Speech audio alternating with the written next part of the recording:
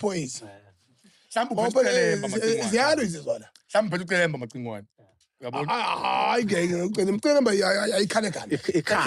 Hayi ekhanda. Intention yakho yini Macingwane? Intention must be to stop this person. It's not to kill. Not to kill. It's to arrest this person. Umenza phela ngenomthetho. Ubala isiboshwa sikhulu into efana nommeli.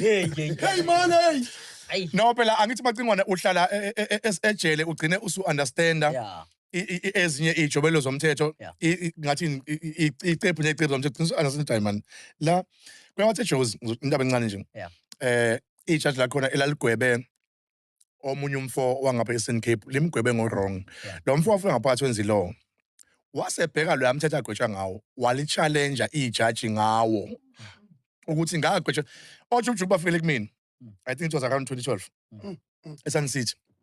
I think they can attest to le ngishoyo. Mayefika lapha lo mfo al challenge ijudge ngasilibala sibongo sakhe wayehlala section C la uJuju bagcina sohlala khona uJuju ufike kumina eMedium B eSun City prison ngabamukela lapha bengena wahlala e11 uThemba wahlala phezulu. Hayi lutho.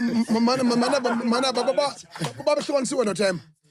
Bafika ndawonye ezo-accuse but ngokwamasela ngokuthi kwagcwele isikhathi jela ligcwele so kwakune space e11 esel number 11 bese lo lokhungana uThemba wanyuka waya phezulu I think esel 23 so 23 esel 22 lapho mina ngishala esel 24 phezulu so lapha yalomfo waye challenge ijudge la Johannesburg elichallenge ngomthetho awufunde ngaphakathi bafundile abantu ejele bafundile kunabantu abangama PhD holders ngaphakathi ejele bafunde ngaphakathi ejele khona wonke umuntu ongumcabanga nje phela yona last department ijele ama judge nawo mayegwetshwa ngamacala aya lapha ya nobani yona last department ongathiwa nje makhona department ukuthiwa isegcineni lijele kuphela ngoba nomengameli nje mangathiwa amacala amlahla la azovuka asiyekele nomalema bayala angisho umengameli wethu lo hayi besithi phela ushithula lapha ngisho omunye umengameli uthi phela uzogcina lapha yana uma ngathiwa amacala amlahla ichulu ukuthi izogcina lapha la sheka ayizile sheka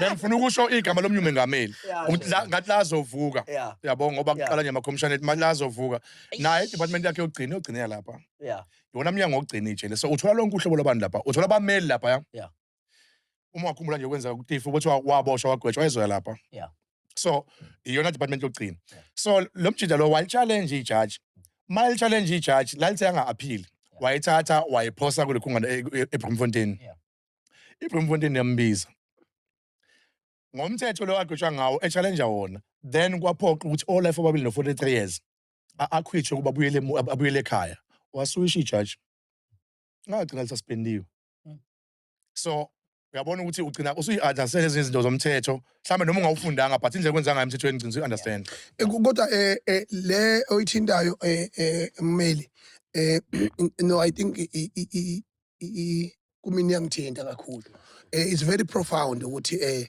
isiboshwa sigweje unlawfully yabo accept isigwele singagrief phela ngaphakathi ejele bese siyahamba yabona that is a movie kahle that is very big that is very big ukuthi ugwetshwe ijaji ungene ejele useve bese wena uyofunda umthetho bese ustadisha ugxile kulomthetho okuyiwona wagwetshwa ngawo then you come back and challenge the judge and win icala hayi bafana bakithi baningi abantu abenze lokho macengwane njalo ngoba phela uhulumeni akafuna ukuziveza uhlangothi lwakhe all negative baningi abantu ngaphakathi abachallenge imithetho abagwetshwe ngayo after sebenzile ngaphakathi ukuthi mangabe sebe-acquitwa besabikho intatheli kuzothena nangu lo wayesigebengu ukuthi mase be-acquitwa bayakhishwa nje and abantu abaningi ngaphakathi bahlala amacebo angawazi nayo amacebo abantu